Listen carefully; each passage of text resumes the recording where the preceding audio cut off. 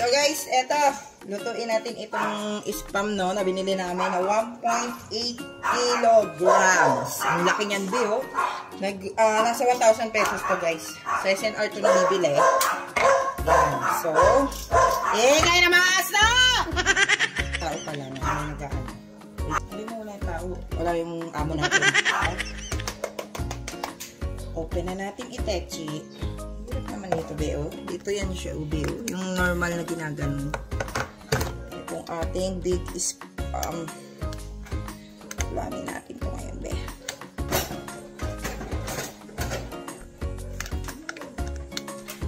Okay. Ating dabas. Ilagay dito dito. Ano? Laki ng spam, be.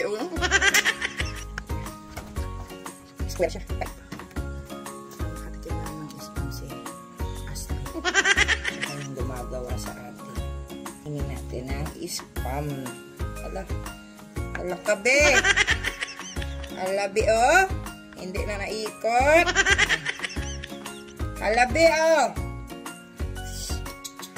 Alabi ba? Paano gawin natin dito, be? Balanin mo nga. Mali lang. Ilahin mo lang. Baka mahiwa ka, be. Oh, concern. Diretsuhin mo. Padubuin mo siya.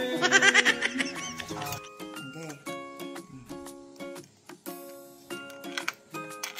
Ilipit mo kasi. Yan na. Galing talaga ng mga labi. Galing naman ang laki ng ilong. Laki ng labi. Laki ng labi. Sasaktan pala ang dalawa sa Ay. Hindi kami nasasaktan, no? Pag totoo, hindi kami nasasaktan. Ikaw lang naman yung nasaktan. Ngayon compare mo. Ito yung maliit. Okay, so, ito yung maliit na ano. Ganito lang kalayo. Lagay na natin dito. Ay! Agiro! Aragi! Aragoy! Ala, oh! Grabe talaga, oh. Laki niyan, B. 1.8 kilos. So, guys, hatiin lang natin ito. At tayo magluluto ng spam. Diba? So, hatiin ko lang muna, guys, no? Kasi kalahati lang yung lutuin natin, be. At malaki siya. Nalagay ko lamang ito. Nalagay iba dito.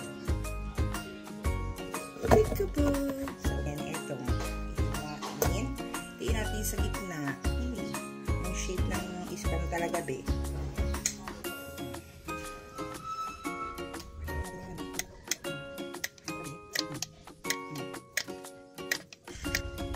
Yung hiwa natin, be. Yung hindi naman pang blade, be. Na parang blade.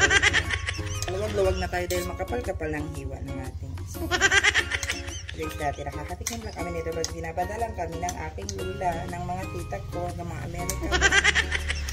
Ngayon guys, pwede na tayong bumili at kumain. Diba? Okay pa, ang dami guys. Kapal niyang biha, hindi ang tinipid sa hiwa. So guys, lagay na natin yung ating coconut oil.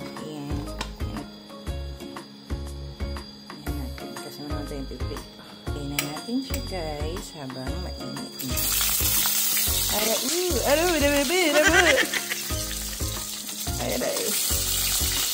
Aray ka na beresin. Ang kirang kit.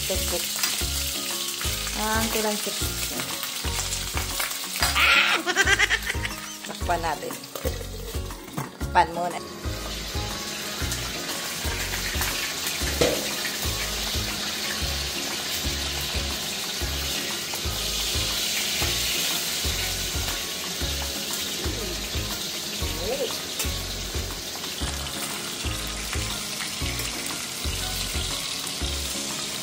Sarap yung medyo malutong.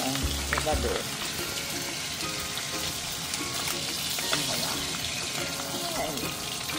Masarap yan.